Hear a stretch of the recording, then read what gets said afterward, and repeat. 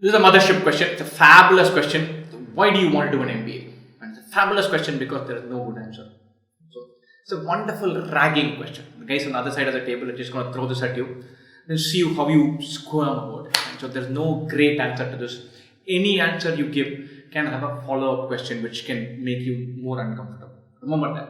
And so this is one of those questions where the interviewer knows that he has the cards in his hand. So he can ask you a question, follow it up. Truth be told, there is no compelling reason to go and do an MBA. You want to go in your career, learn more, do better. You want to do better in a management role, get into a management role, do better. You want to be an entrepreneur, so you need to have risk appetite. Oh my God, don't do an MBA.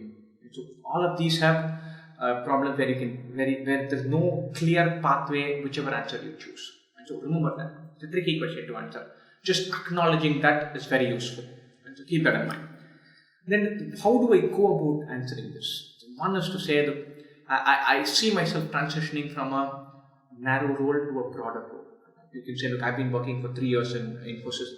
I've been working on multiple projects and multiple technologies, but my responsibilities have largely been technology related, execution related, project related.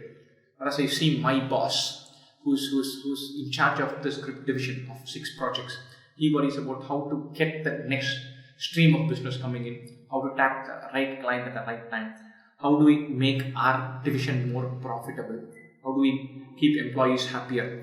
And I think these decisions, the kind of metric that he deals with are of a different shade, and I would like to see myself in a role where I have to worry about that and take those decisions. That appeals to me.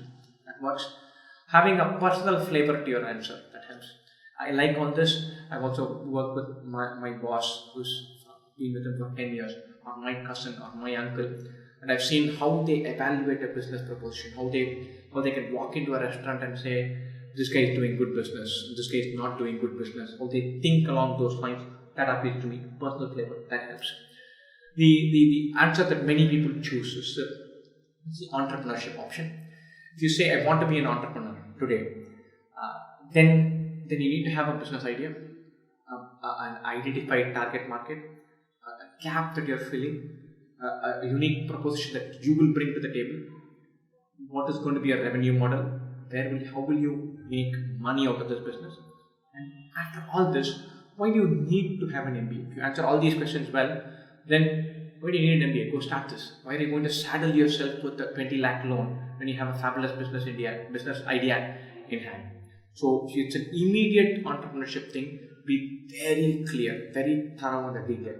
If it's the entrepreneurship thing which is down the road, eventually I see myself running an organization where I can employ people and create something. Then it's an idea, it's a generalization, and it's a hide somewhere answer. Then you practice your answer really well. It's an idea of generating employment opportunity, of taking care of all the decision making parameters, of worrying about revenues and profits. That appeals to me. Creating my entity, my brand, my company, that appeals to me. And that is what I want to do eventually. I don't think I have the wherewithal, the knowledge, or the awareness of the market to do it now. But that is something that appeals to me, and I think an MBA will give me a route to getting there. That's a good answer. But you need to word it really well, practice this aggressively. Now, what should you not say? What are the really bad answers when you're saying why MBA? I want to have a holistic view of understanding the company. What is holistic view? Why can't you have it now? I want to have a 10,000 feet understanding of Infosys. Get a helicopter. And so these are fancy sounding cliche words, but they don't really convey anything to the crux. They don't get to the point. They're words you are hiding behind.